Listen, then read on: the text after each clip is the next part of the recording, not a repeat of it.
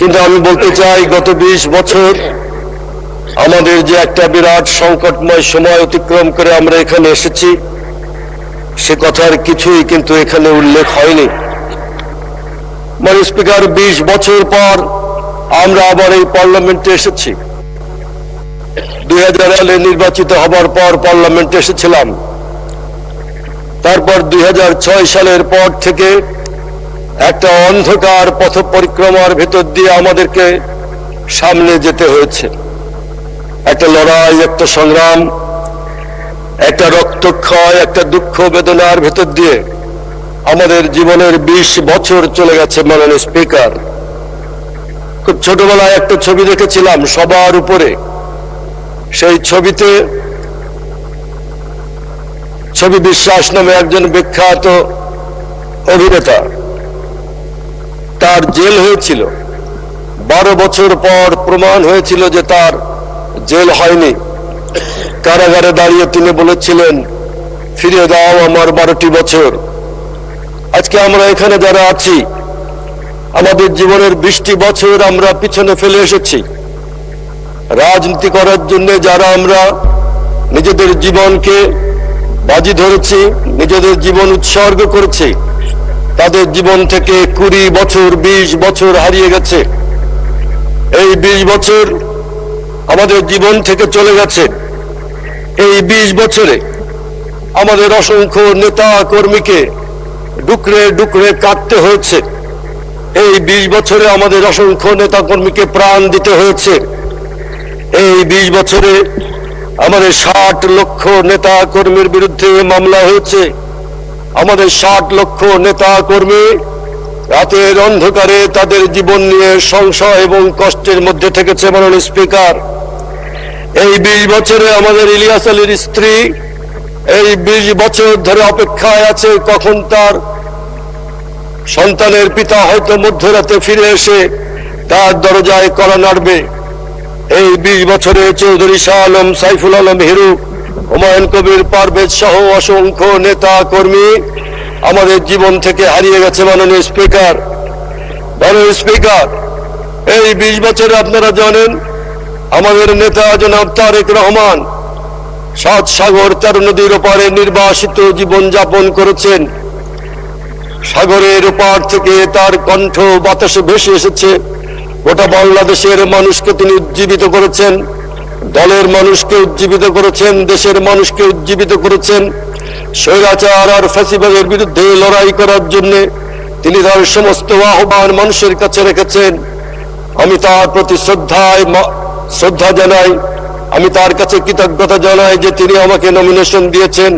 আজ আমরা এখানে এসেছি, তিনি আমাকে মন্ত্রী পরিষদে ঠাঁই দিয়েছেন। বন্ধুরা আমার, আপনারা জানেন যে তার আগে আমাদের মমতা মহিমা বেগম খালেদা জিয়া এই 20 বছরে নানা সংকট এবং সমস্যার মধ্য দিয়ে জীবন অতিক্রম করেছেন।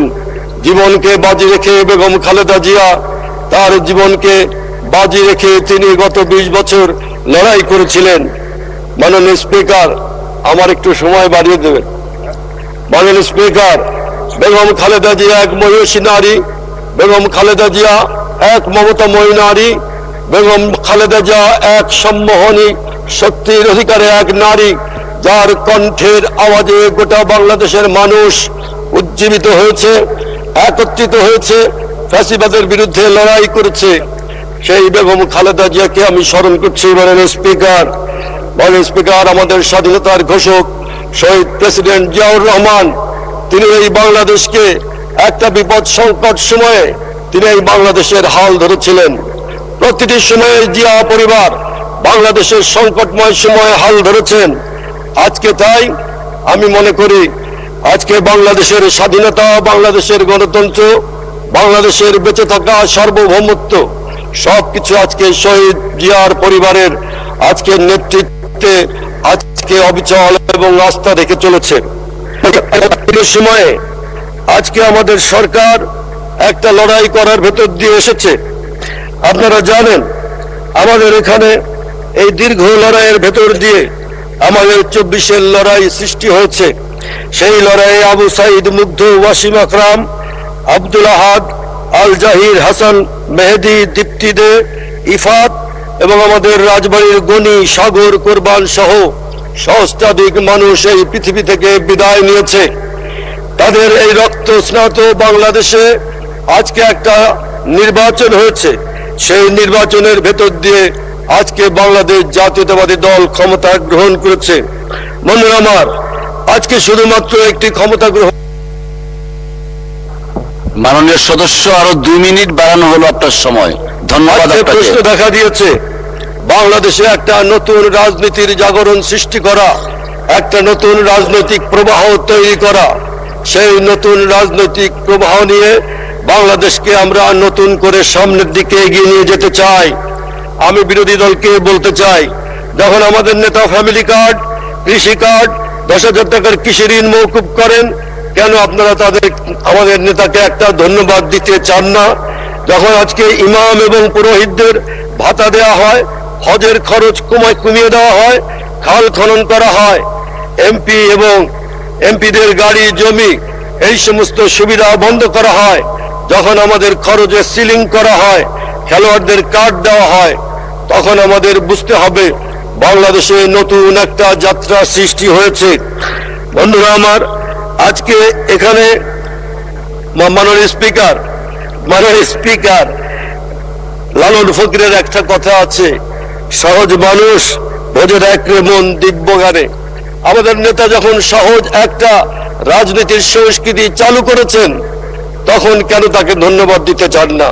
যখন আমি দেখি তিনি বিরোধী দলের নেতাদের বাড়িতে যান, সিগন্যালে দাঁড়িয়ে থাকেন, সাধারণ লোকজনের সঙ্গে কথা বলেন, স্কুলের বাচ্চাদের সঙ্গে সময় দিতে যান, একটা সহজ রাজনীতির একটা চর্চা তিনি শুরু করেছেন বাংলাদেশে। যে সহজ রাজনীতির চর্চার ভেতর দিয়ে বাংলাদেশে একটি নতুন জাগরণ তৈরি হবে, একটা নতুন সময় তৈরি হবে। সেই জন্য আগামী দিনে যে একটা নতুন সময় আমাদের সামনে আসছে, যে নতুন রাজনীতি আমাদের সামনে আসছে, সেই নতুন রাজনৈতিক ধারায় আসুন আমরা বাংলাদেশকে সামনের দিকে এগিয়ে নিয়ে যাই। গাহি সাম্যের গান, যেখানে আসিয়া এক হয়ে গেছে সব বাধা ব্যবধান, যেখানে মিশেছে হিন্দু, বৌদ্ধ, মুসলিম, খ্রিস্টান,